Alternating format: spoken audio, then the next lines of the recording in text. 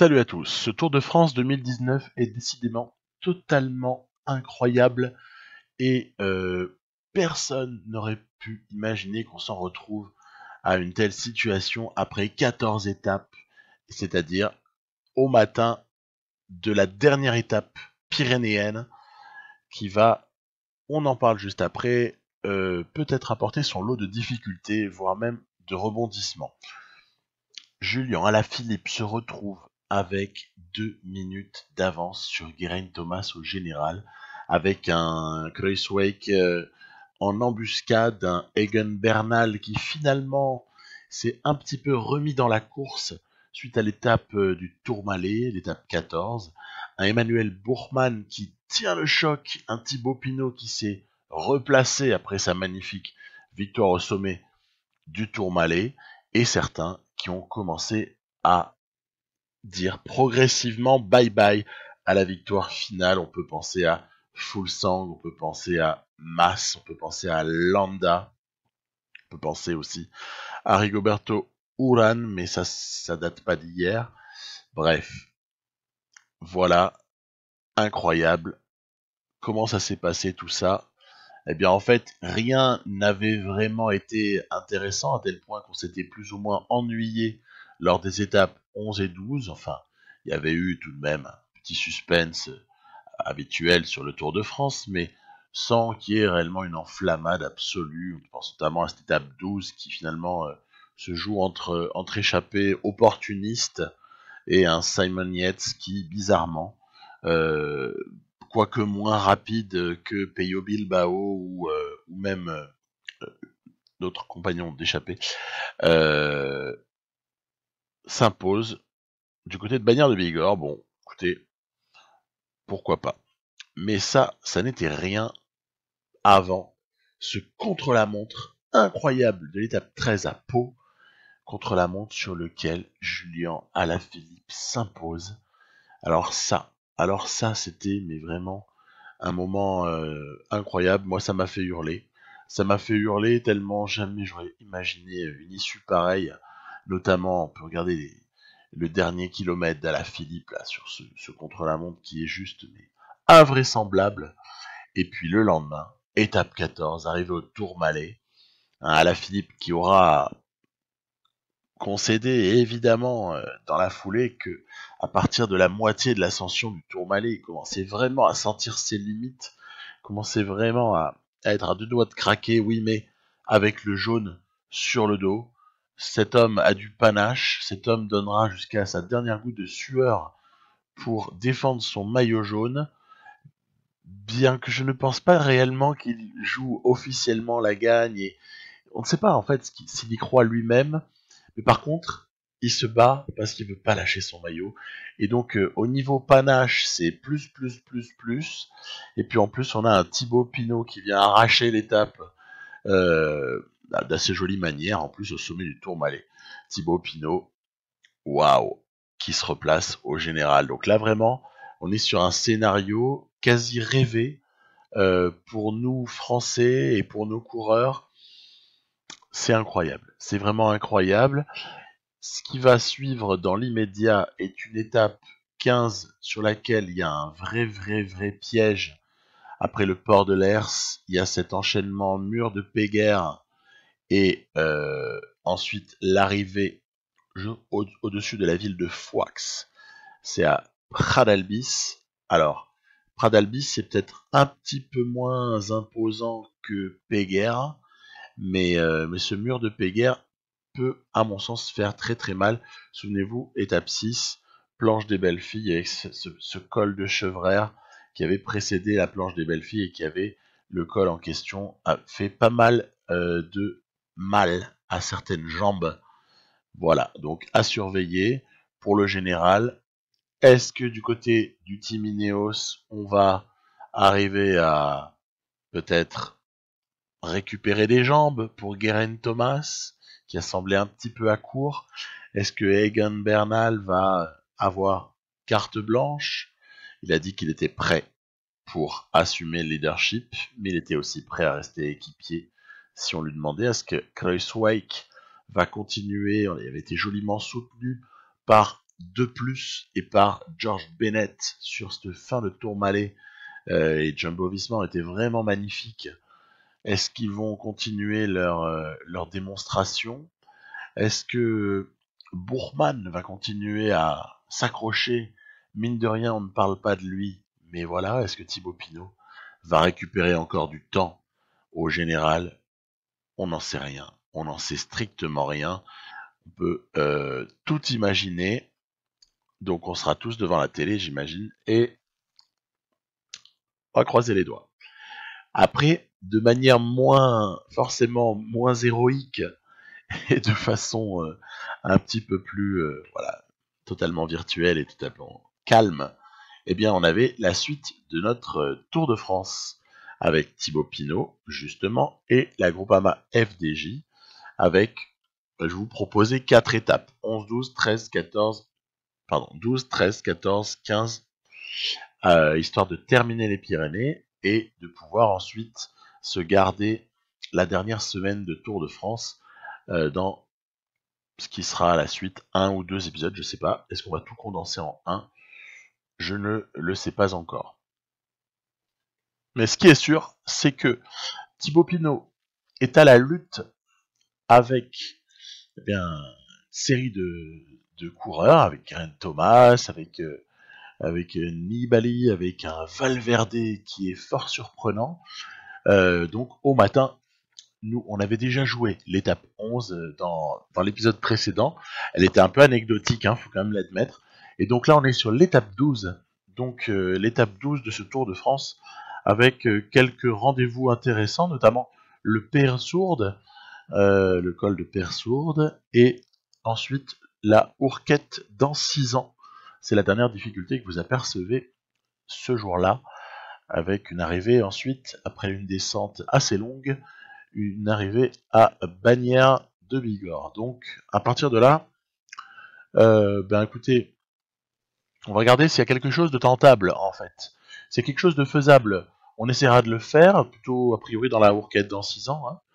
Mais sinon, il va falloir essayer plutôt de contrôler, en fait, pour ne surtout rien hypothéquer. Je suis un peu dans cette optique, donc je n'ai pas envoyé d'échappée. Vous avez vu que, par exemple, le Peyresourde a fait mal à pas mal de nos coureurs. On a finalement que Reichenbach et David Gaudu qui sont à même d'accompagner Thibaut Pinot dans la Ourquette dans 6 ans. Et les pourcentages ne sont pas horribles, ils permettent de regarder un petit peu. Après, quand on connaît un poil Pro Cycling Manager, on sait très bien que sur ce type d'étape, quelque part, vous allez plus facilement gagner avec un puncher grimpeur, qui sera éventuellement très bon descendeur. C'est plus avec ce type de gars que vous pouvez gagner qu'avec réellement un grimpeur pur. C'est pour ça que je vais tenter ma chance, certes, tout en sachant que déjà on peut être suivi assez facilement, mais en plus qu'avec la note de descente de Thibaut Pinot qui n'est pas exceptionnelle, ce 69 là n'incite pas réellement à l'optimisme, quand bien même on franchirait avec 20 secondes d'avance le sommet, on aurait peut-être de fortes chances de se faire reprendre. Donc j'ai quand même tenté le coup, et puis on verra bien. Donc on a vu que par exemple, qui nous a repris? Valverde. C'est énorme.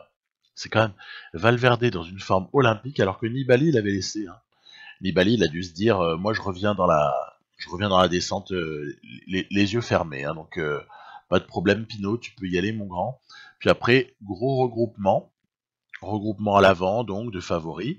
Et puis le truc un peu regrettable toujours, ça ne roule pas. En fait. C'est-à-dire que même des types qui ont du retard au général et qui pourraient éventuellement vouloir jouer l'étape ne roulent pas.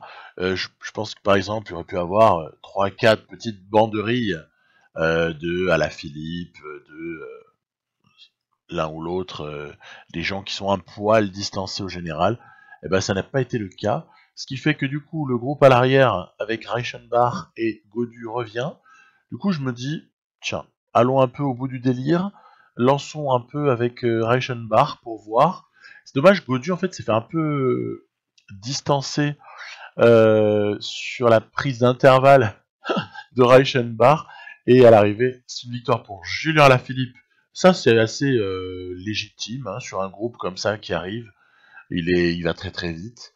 Non, c'est plutôt troisième place de Reichenbach, ça me fait marrer quoi. Parce que je l'imagine pas trop faire ça. Donc en gros, étape 12, une étape pour rien. Bah en fait, c'est un peu comme dans la réalité, hein, au fond. Hein. Une étape pour rien, cette étape 12 pour le général, bien sûr. Ensuite, on arrive au moment super important dans ce Tour de France avec la Groupama FDJ, c'est ce fameux contre-la-montre. Alors j'ai pris un poil la température avec les équipiers, j'en suis arrivé à la conclusion suivante. Évidemment qu'il est fait pour un puncher, dans le jeu aussi, il est fait pour un puncher ce parcours, et il y a par exemple, ah oui c'est rédhibitoire d'avoir une mauvaise note en descente, parce que du coup, la barre jaune continue un petit peu à être consommée en descente, alors que sinon elle ne le serait pas. Dans ce dernier kilomètre aussi, ce qu'on peut observer, c'est qu'il y a, allez, les 17%, on les voit pas vraiment passer. Fameux endroit où Alaphilippe s'est envolé là, hein, à Pau l'autre jour. Mais par contre, ce qu'on peut quand même voir, c'est que le parcours est assez fidèle. Il est assez fidèle à ce qu'on a pu observer. Je trouve ça vraiment pas mal. Lutte Pinot-Nibali pour quelques secondes, là ça se joue vraiment pas à grand chose, pour voir s'il y aurait peut-être pas moyen de prendre ce maillot. Et ouais, au deuxième intermédiaire, par exemple, Pinot accuse un retard un petit peu regrettable sur Vincenzo Nibali. Et du coup, on va se décider à tout lâcher. C'était un peu mon projet au départ. Hein, tout lâcher sur le dernier ou les 2 derniers kilomètres afin de, peut-être, en terminant très très fort, voir si on peut pas un peu jouer un mauvais tour à l'IA. Hein. On sait que l'IA, parfois, il lui manque quelque chose à la toute fin. Et nous, bah écoutez, il nous aura manqué quelque chose peut-être dans les 200 derniers mètres, mais par contre, le dernier kilomètre a plutôt été pas trop mal géré. Surtout quand on regarde un Nibali qui n'est pas nécessairement au top du top. Regardez, il suffit de voir la fréquence de pédalage et l'allure générale. Fait que, ouais, il a perdu un peu de temps Vincenzo. Et Geraint Thomas s'est imposé, ok, très bien, assez correct l'histoire avec Juan Dennis qui performe. Juan Dennis est prise du maillot par Thibaut Pinot avant l'étape 14 qui arrive au sommet du Tourmalet. Donc pour une poignée de secondes, hein, vraiment ça se joue à que dalle, mais au moins Pinot est en jaune.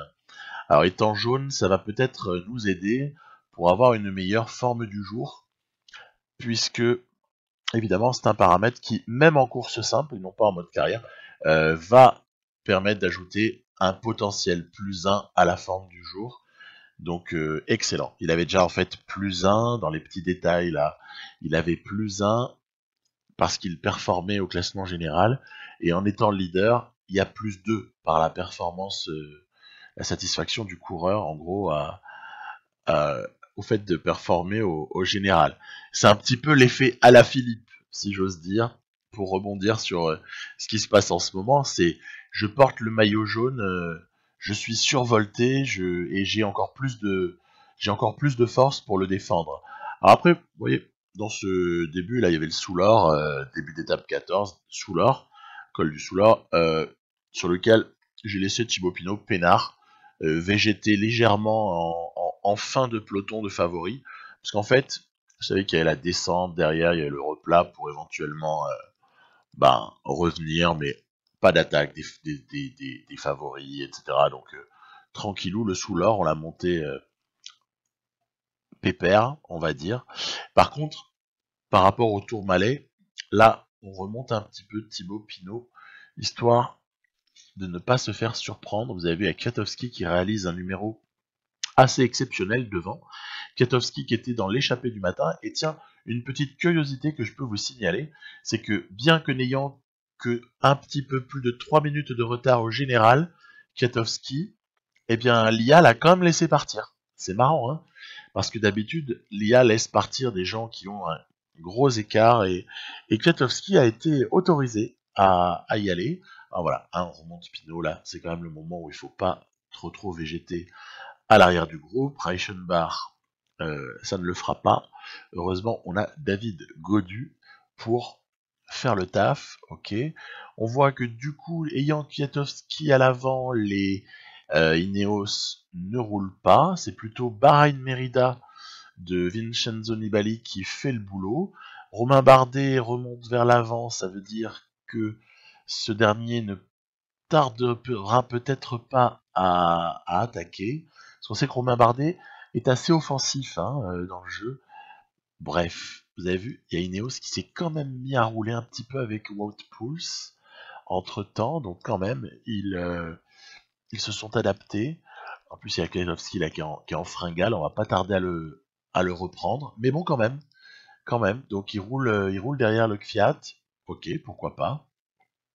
Trek est relativement présente, aussi la Education First de Uran qui, qui est encore deux coureurs. Et puis, ce qu'on va faire, c'est qu'on va essayer de voir ce qu'on pourrait pas essayer de provoquer à l'amorce du dernier kilomètre. On sait que les pourcentages les plus forts sont justement aux environs du dernier kilomètre, en fait, autour du dernier kilomètre. Et malheureusement, bah oui, mon attaque était peut-être un petit peu prématurée. Alors, Victor de Nairo Quintana, de manière assez étonnante, c'est Dan Martin qui va prendre la place de deuxième. Valverde qui vient prendre le troisième et Nibali quatrième avec 6 et 7 Pinot Bardet. Mais là, ce qu'il va falloir surtout observer, c'est quel écart. Est-ce qu'il y a un écart? Est-ce qu'il n'y en a pas? Voilà, c'est tout l'enjeu et on voit qu'il n'y en a pas. Vous avez vu, Alaphilippe, au final, il arrive avec les meilleurs. Hein. Il arrive avec les meilleurs là-dessus. C'est intéressant parce que si on se pose 2-3 questions par rapport au fait qu'Alaphilippe est suivi dans le Tourmalet, bah, le jeu en fait nous répond à sa façon. Il nous répond en disant que la montée n'était peut-être pas suffisamment, je dirais, horrible pour décramponner un Julien Alaphilippe avec son 74 en montagne, je le rappelle, dans le jeu. Même si, il faut relativiser les notes intrinsèques, puisqu'il y a la part de notes physiques qui rentre aussi énormément en compte.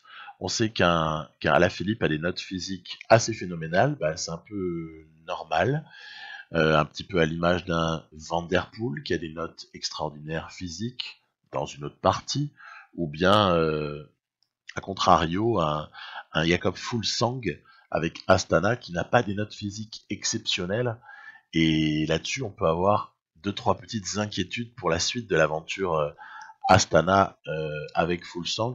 Je spoile rien, je n'ai pas avancé par rapport à l'épisode 3, quasiment pas en tout cas. En tout cas avec Fuglsang, je n'ai pas avancé, il n'a rien joué de plus. Donc c'est un commentaire qui est totalement dénué du moindre spoiling. On est d'accord. Allez, petit enchaînement dans cette étape 15 donc du dimanche 21 juillet 2019. Cette étape 15 qui vaut pas mal par, moi je dirais, les deux dernières difficultés de ce jour-là, même s'il y a aussi le port de l'Ers qui est placé en antépénultième ascension, ce qui est quand même joli, joli pourcentage. On n'est pas sur n'importe quoi avec le port de l'Ers, mais je dirais que quand même, on est obligé de regarder très fortement quand on aborde cette étape-là. On est obligé de regarder les deux dernières difficultés essentiellement, deux dernières difficultés qui peuvent, à mon avis, faire assez mal. L'enchaînement mur de Péguerre, 9,3 km à 7,9%, dans lequel on va arriver dans pas très longtemps. Vous avez vu, j'ai échappé Reichenbach pour essayer ensuite de servir de relais à Thibaut Pinot sur la fin de l'étape, parce que, étant donné que Gaudu tient bien la route, et que les autres par contre se font complètement éclater, surtout depuis l'abandon de Rudy Mollard, bah en fait, après je gère mon Reichenbach devant, mais en fait je sais très bien que Reichenbach il aurait peut-être sauté ah oui c'est triste à dire, mais il aurait peut-être sauté dans le port de l'Ers en fait, et du coup je préfère l'avoir à l'avant, comme ça dans Péguerre je compte sur David Gaudu, et je me dis que pour la montée vers Foix Pradalbis on peut peut-être espérer en le soutien de Reichenbach. Voilà, un montage un petit peu différent de ce que je fais à d'autres moments. Donc, allez, on est dans la partie difficile là du mur de Péguerre. Godu, le pauvre, n'en peut plus trop. Ça part en accélération dès le sommet, comme on en a l'habitude sur Pro Cycling Manager. Je ne demande même pas à Thibaut Pinot d'appuyer. Pas besoin, pas besoin. On sait qu'on rentrera dans la descente, il n'y a pas de souci. Vous avez vu, chute de Geraint Thomas. Ça, par contre, ça peut être un élément qui va changer pas mal de choses sur ce Tour de France. Parce que regardez, il y a même Egan Bernal, on l'a vu très brièvement, qui attend Thomas pour essayer de le remonter. Bon, Pinot, je laisse, tranquille. Reichenbach, il est solidement dans le groupe de favoris, il attend Pinot en fait. Et Godu, bah, écoutez, c'est simple, hein. Si Geraint Thomas revient, on récupère David Godu. Si Geraint Thomas ne revient pas, eh bien, on n'aura pas David Godu dans la montée finale. Donc, je me suis dit, tu ne participes surtout pas à l'effort de Ineos. Ce serait un petit peu trop facile pour eux si j'aidais Geraint Thomas à rentrer sur le groupe de favoris. Alors, attention. Donc voilà, vous voyez Thomas avec Godu, mais Godu, ça commence à être un peu difficile pour lui, le pauvre. On a Reichenbach là qui commence à souffler, il a lâché. Ah, c'est vraiment dommage, ces notes physiques de Reichenbach, elles sont quand même pas exceptionnelles du tout. Attaque des favoris, on a Bardet, on a Nibali, on a, comme d'habitude, Valverde, le maillot vert. Je crois que ça, c'est un peu quand même le truc choquant. Hein. Je suis un peu circonspect à chaque fois que je vois Valverde, maillot vert. Bref, ok. Attaque de Jakob Fuglsang. Très bien, très bien. Fuglsang qui essaie de provoquer un petit peu les choses. Visiblement, la victoire d'étape n'échappera pas aux échappés. C'est Nicolas Roche qui s'impose. Uran, il est hors jeu hein, au niveau du général, donc il n'y a pas d'inquiétude à avoir. Valverde vient prendre une place d'honneur. Thibaut Pinot dans la roue. Nibali, même temps. Bardet, Fuglsang. Et par contre, il y en a un qui va prendre pas mal de déficit. Oh, on peut se le dire maintenant, hein, il a perdu le Tour de France. Dans cette partie, hein, il a perdu le Tour de France, c'est Geraint Thomas, puisqu'il est relégué au général de façon à l'éliminer de la victoire. Ça va donc se jouer entre Nibali, Valverde, Bardet, Pinot bien sûr, peut-être Dan Martin, Fuglsang, j'y crois un poil moins. Donc voilà un petit peu les forces en présence. Avant d'attaquer la suite ce sera évidemment un passage du côté de Nîmes, après l'étape de repos. Ce sera également une étape de transfert, la 17, vers Gap. Et puis surtout des étapes 18, 19, 20 qui seront décisives pour la victoire finale dans ce Tour de France. Je vous dis à très très vite pour la suite, peut-être la fin, on verra si on le fait en 1 ou en 2, je vous ai dit tout à l'heure. Et puis je vous souhaite aussi excellent Tour de France à tous, puisque je crois qu'on a un Tour de France qui est plutôt intéressant, n'est-ce pas? À plus, bye bye.